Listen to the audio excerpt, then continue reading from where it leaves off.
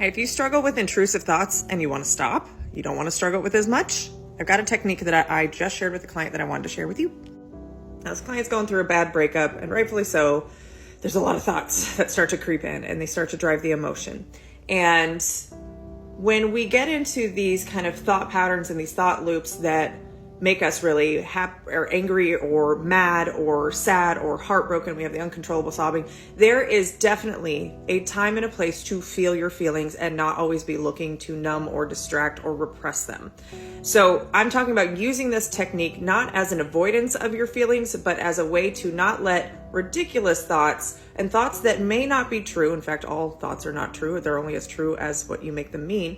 I want you to practice, can I start to control my thoughts a little bit more and see if I don't feel any different? So part of this is recognizing that your thoughts aren't you. Your thoughts aren't you. You are not your thoughts. Your thoughts are based on stimuli from your environment, whether past, present, or future. And your brain runs it through a whole filter between your subconscious and your conscious brain. It's called the reticular activating system, to bring to your attention that which is relevant to your survival.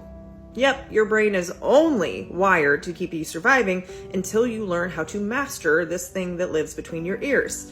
Part of that is recognizing that your thoughts are not you. You have over 60,000 plus thoughts a day. They can't all be true. They can't all be about you.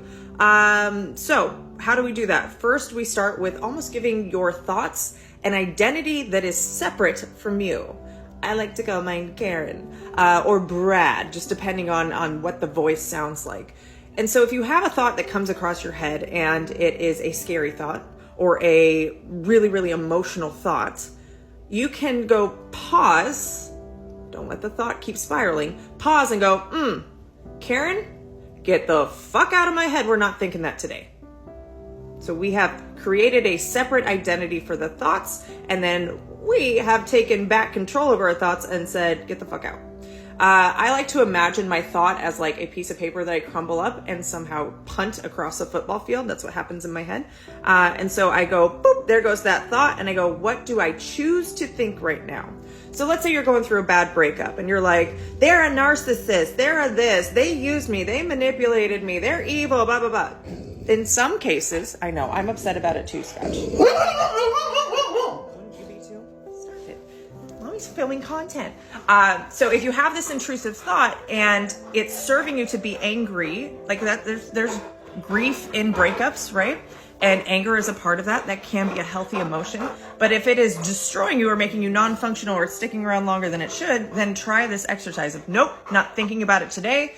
Get the fuck out, Karen. Crumble it up like a piece of paper. Punt it across a football field. Whatever visualization helps for you. And then what do I choose to think?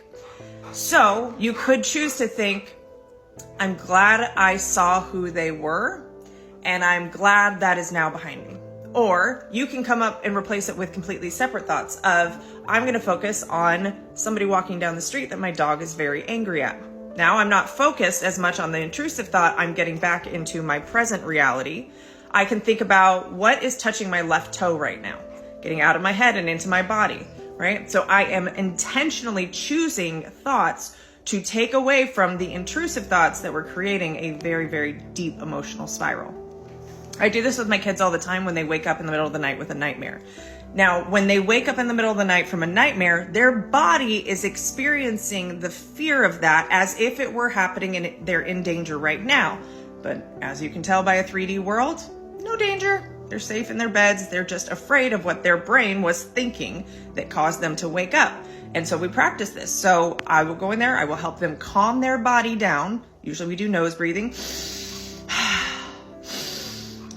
With kids, it's smell the flower, blow out the candle, right? And so we get their nervous systems to start going, okay, we're safe. When you breathe in through the nose, that signals to your body you're safe. And then I get them talking about something else. So with my son, it's usually like, what did you build in Minecraft this week? What's the coolest thing you've built in Minecraft? Hey, what was your favorite play from the hockey game or the football game? And I get their brains shifting to thinking about something else, not looping on the fear that they were experiencing. The reason why you loop on intrusive thoughts is there's emotion tied to it. And when we take the emotion away, that thought is not as scary. right? So that's why we want to see if we can shift our thoughts. This takes practice. Okay. This takes consistency over time for you to actually experience really beautiful relief where you don't let intrusive thoughts take over. At this point, anytime I have intrusive thoughts, I pause them and go, do I want to think this or not? Sometimes I do. Sometimes I want to go down the rabbit hole of whatever emotions are coming up just to see, what's there, or is there something underneath that? And oftentimes I'm just like, no, we're not thinking that. Right? So if I'm stressed about work and I feel like there's all these deadlines looming and I start to get overwhelmed and the emotion starts to come up of where I want to shut down or I just want to cry, I'm like, no, perfectly capable of handling this. What's the next right step I need to do so I don't let these thoughts spiral and continue?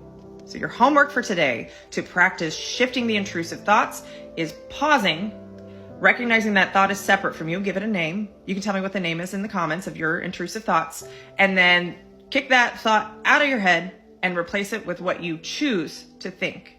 And let me know how it goes. And hey, my name's Tara, and I'm on a mission to create a self-aware army. It's lonely in these self-aware streets.